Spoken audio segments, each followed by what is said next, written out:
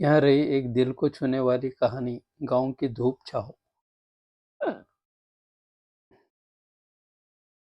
छोटे से गाँव में जहाँ चारों तरफ हरियाली और शांति का माहौल था, वहाँ रहता था एक नन्हा लड़का जिसका नाम था मनु। मनु का हृदय भी उसी गाँव की तरह सरल और मासूम था।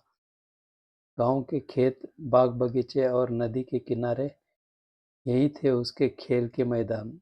उसकी माँ सुमित्रा गाँव की सबसे मेहनती महिलाओं में से एक थी। मनु का दिन हमेशा खेतों में खेलते और दोस्तों के साथ मस्ती करते हुए बीतता था। उसका सबसे प्रिय स्थान था गाँव का बड़ा बरगद का पेड़, जिसके नीचे वह अपने दोस्तों के साथ कहानियाँ सुनता और खेलता था। उसकी माँ उसे बार-बार कहती, बेटा धूप में ज़्यादा मत खेला कर, छाँव में बैठा कर। लेकिन मनु की मस्ती में कोई कमी नहीं आती थी। एक दिन गाँव में एक बड़ा मेला लगा।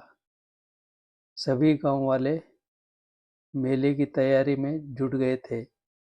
मनु और उसके दोस्तों ने भी मेले में जाने का प्लान बनाया।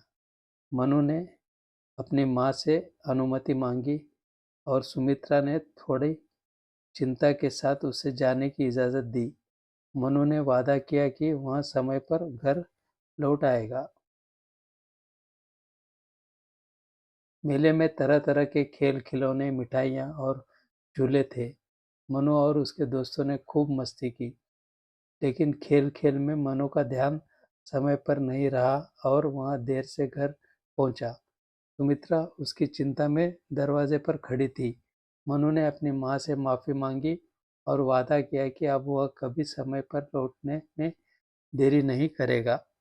समय बीतता गया और मनु बड़ा होता गया। उसने अपनी पढ़ाई में खूब मेहनत की और गाँव के स्कूल में अव्वल आया।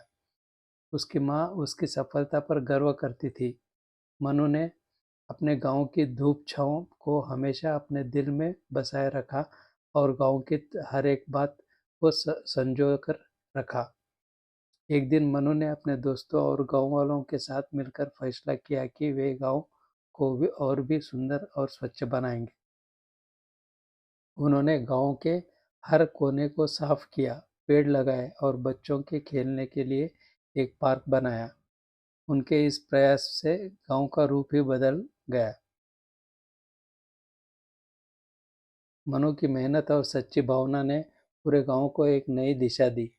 गाँव के लोग अब उसे गर्व से देखते थे और उसकी माँ सुमित्रा की आंखों में खुशी के आंसू थे।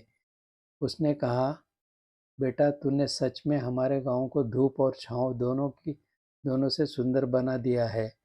इस तरह मनु की कहानी ने सबको यह सिखाया कि सच्ची मेहनत और प्रेम से कोई भी काम असंभव नहीं होता। गाँव की धूप छाँव ने मनु को एक सच्चा इंसान और जिम्मेदार नागरिक बना दिया। दोस्तों यह कहानी आपको कैसी लगी प्लीज़ कमेंट करके बताएं और चैनल को लाइक शेयर और सब्सक्राइब ज़रूर करें। Thank you.